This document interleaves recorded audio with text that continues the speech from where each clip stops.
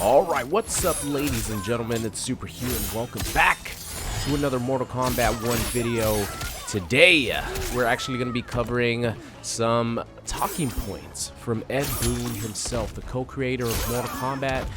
I wish I would have caught him during the Summer Game Fest capture event. I wish I would have caught him because I never met Ed Boon in person. I mean, I've seen him and I've been in the same room with him. One time I was at the Injustice event and I was so shy to go up to him that I missed my opportunity. I didn't want to miss that opportunity this time. I just didn't get to see him. Anyway, Ed Boon has been giving a lot of interviews. That's the reason why I didn't see him, because he was just so busy. But he's been giving a lot of interviews for IGN, PlayStation, a bunch of other people. And he's brought up some really interesting talking points that I want to share with you guys today. So if you are excited to potentially see Sonya Blade in Mortal Kombat 1 as a playable character, leave a like on the video.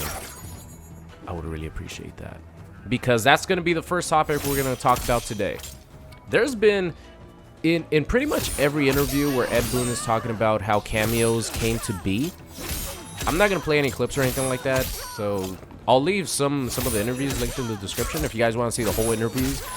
One of them was by Brian Tong, the other one was IGN, and there was a couple other interviews that had some juicy details and also some articles. So I'll leave them linked in the description if you guys want to check any of those out. But when Ed Boon was explaining how cameos came to be, he pretty much said in every single answer, the development team wanted to have characters have something like an augment. They wanted to have something that would give them a little extra boost, a little power up, you know, something like an augment from Injustice or Mortal Kombat 11. And the example that he used multiple times was, keep in mind, this was before cameos were even a thing. He said the developing team, someone brought up that they wanted to include Sonya's movesets, to have a drone to come in and enhance her moves. That's a pretty big deal right there, because that's saying that Sonya was a base roster character or a playable character before cameos were even a thing. So, I mean, that's a pretty... Ed Boon doesn't do things by accident, okay, guys? Ed Boon always does things on purpose. He trolls on purpose. He always gives hints about this and that. He always gives hints about DLC characters. So the fact that he used this answer multiple times is definitely an indication that Ed Boon was teasing out the fact that Sonya is going to be a playable character in Mortal Kombat 1. He also mentioned, obviously, before, we all know this, that playable characters on the base roster can also be cameo characters. For example, Sub-Zero and Scorpion are both going to have a cameo character. Johnny Cage will be a cameo character at some point. So the fact that Sonya is a cameo character doesn't mean that she's not going to be in the main game. And the fact that Ed Boon used this answer multiple times, saying like somebody mentioned that they wanted to give drones to Sonya so they could enhance some of her attacks.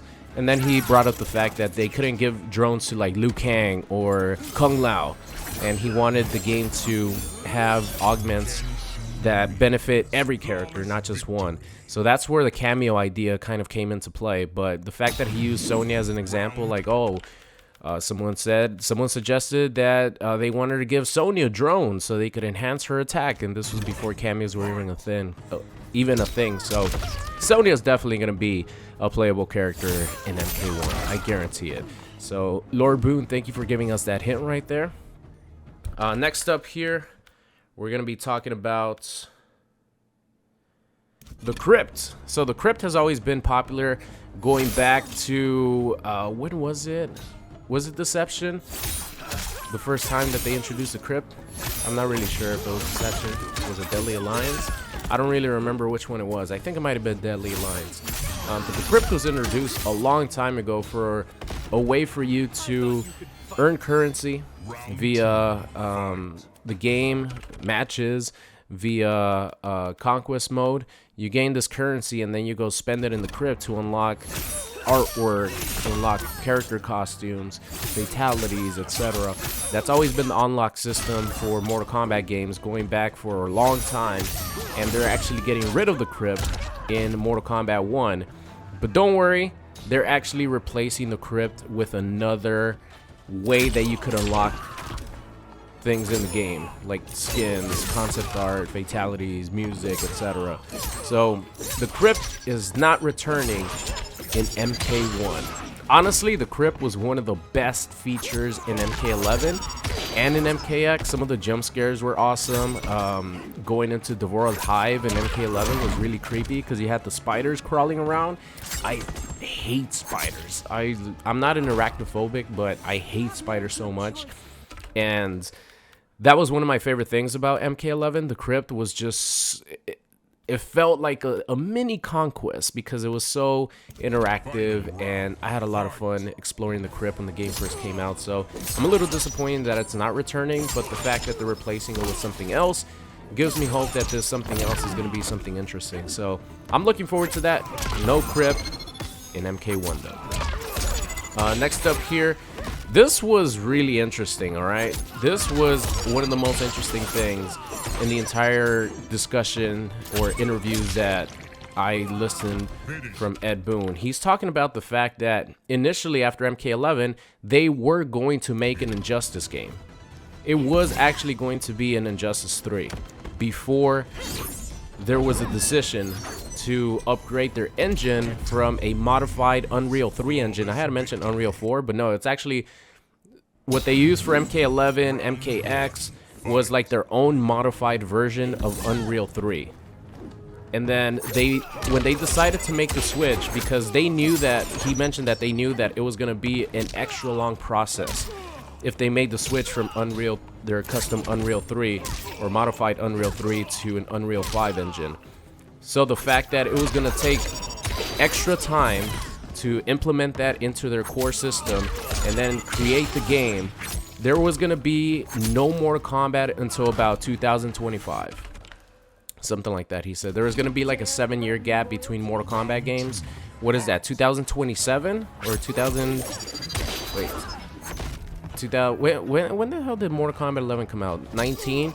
So all 19, 20, 20, 21, 21, 22, 22, 23, 22, 24, 26. So up until like 2026, somewhere around there, there wasn't going to be a new Mortal Kombat game. So there was going to be a 7-year gap between MK11 and the new Mortal Kombat game that was about to come out. By the way, I'm probably going to get roasted in the comment section for, you know, doing that counting right there. I definitely got an A+ in math, guys, I promise.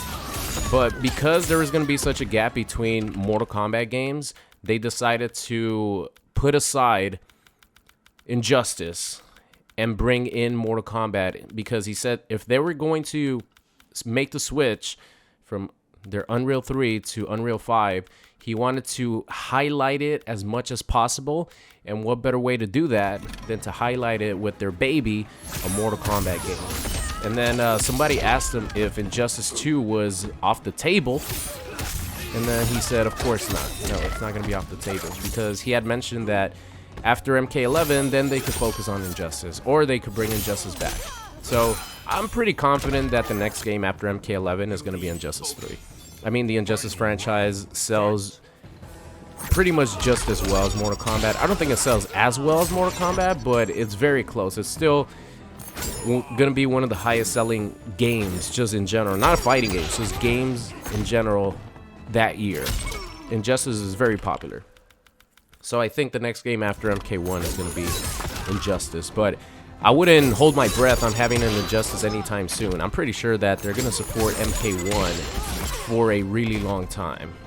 There might even be another 4 years before we see another NRS game. And based on the gameplay and just the variety in this game, that completely.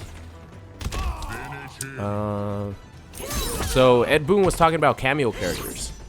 Cameo characters are going to be really interesting, because cameo characters are a way for NetherRealm Studios to bring back characters, obscure characters, bring back characters from the 3D era that a lot of people, or maybe a minority amount of people, like request because they're not as popular. It's a way, the cameo system is a way for them to include those characters that might be sort of deep cuts compared to a Sub-Zero, a Scorpion, So Ed Boon pretty much said that there's gonna be cameo fighters that are gonna be like really like obscure, like huge deep cuts where people are gonna be like, man, I forgot that character was even in the game. So I'm looking forward to see what characters make it as cameo characters. Also, he mentioned that there's gonna be some cameo characters that have not been playable in previous Mortal Kombat games. What that tells me is that there's going to be some boss characters. So, Motaro, I don't think has ever been playable, excluding Armageddon. But Armageddon is like its own game because it literally had every character. Armageddon and Trilogy. Another character, obviously, Shao Kahn might be a cameo character. Characters like Kentaro might be a cameo character. Maybe Onaga's a cameo character, or Blaze.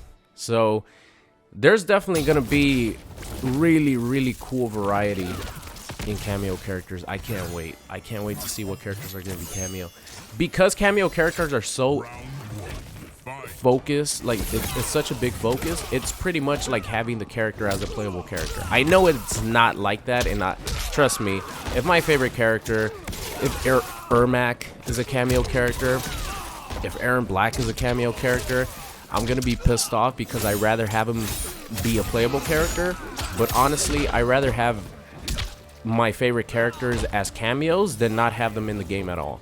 So I can't wait to see what characters are actually cameos and what characters they bring back that are really like real deep cuts. I really hope that Motaro is a cameo character. Imagine seeing Motaro come on screen. I know that they'll make Motaro a lot smaller because if you guys notice, Goro in the reveal trailer is pretty much the same size as Melina and Kitana. And obviously Goro is gigantic, right? So he's not the same size as Melina and Kitana, but they had to make him fit on the screen a little bit better because he's a cameo character. So I wonder how much smaller they would actually make Motaro. That would be really interesting. But I really hope that Motaro is a cameo character, because I know he's not going to be a main fighter. Alright, this is the last one right here. This is the last one, and this one is really interesting because it pretty much deconfirms 4 characters on the main roster. And I'm talking about the Kombat kids, because Ed Boon said that the Kombat kids aren't even born. So, I mean, he was just talking about the fact that the story mode really dictates what characters are going to make it on the base roster. And cameo characters don't matter at all. Cameo characters are like their own thing. So don't worry about cameo characters like appearing in the story mode or anything like that. They're not important to the story. They're just like cameo characters. But pretty much Ed Boon said no Kombat kids, or he didn't say no Kombat kids in Mortal Kombat 1. This is what in my notes. Yeah, so pretty much Ed Boon said that there's going to be some characters that are not going to make it, or I don't think he said not going to make it. I don't want to quote what he's saying, alright? So this is not a quote, but he pretty much just said that the Kombat kids are not born in Liu Kang's universe. So it's impossible for them to actually be in the game. But he also mentioned that that's perfect if they're, even though they're not in the story mode and they're not playable characters, they could be used as cameos. So if Cassie is not in the game, my girl Cassie, my baby Cassie, I love her so much. I really hope that she's a cameo character. I definitely see her doing a nut punch as one of her assists, maybe the flip kick. I really hope that Cassie's in the game because out of all the Kombat kids, Cassie's my favorite. So I know Takeda's awesome and everything, but Cassie's my favorite. She was my girl in MKX. Pretty much like if I really want to take a match seriously, I go to Cassie Cage, not Aaron Black or not Ermac. I go to Cassie. Oh, the gameplay finished. Hold on. Let me go back here. Oh, actually, the video's pretty much done. That's pretty much all the information. All the interesting information that I kind of wanted to cover. So, I mean, deconfirmed, like Takeda's not going to be in it. Kung Jin's not going to be in it. Cassie's not going to be in it. And Jackie's not going to be in the main roster. Who knows? They might be DLC characters down the road. I think if anyone's going to be a DLC character, it's probably going to be Takeda, because I think Takeda's been one of the most fan-requested characters. Not even, I mean, just including any character. Like Smoke, Rain was always really highly requested, Melina and MK11. Like, Takeda's been right there with the most requested characters ever since he appeared in MKX. So, it does break my heart a little bit. I'm not gonna lie, that Cassie's not gonna be on the main roster. No Shock and Jackie. Oh my god, imagine Shock and Jackie in this game. Holy shit. She would be so fun. But I really hope that she is that Cassie is a cameo character at least. So that's it for me, ladies and gentlemen. Thank you all so much for watching today's video. Any more information, any more, you know, Ed Boon hints, or any juicy information that comes from any other interview, I'll keep you guys updated as much as possible. Thank you all so much for all the support on the MK1 videos. It's blown my mind, and we're just getting started, baby. Literally, the gameplay was only revealed 3 days ago, so it's gonna get crazy, or it's gonna be crazy in between now till release, and then once release happens, it's gonna get nuts. Let's get nuts. So that's it, ladies and gentlemen. Thank you so much for watching, and I'll see you guys next time. What's going on? It's Super here, and thank you guys so much for watching today's video. I hope you enjoyed it. If you did, and you aren't subscribed already, make sure you guys do so. And if you want to see some more, there's videos popping up on the screen right now. So thank you guys so much for watching, and I'll see you guys next time.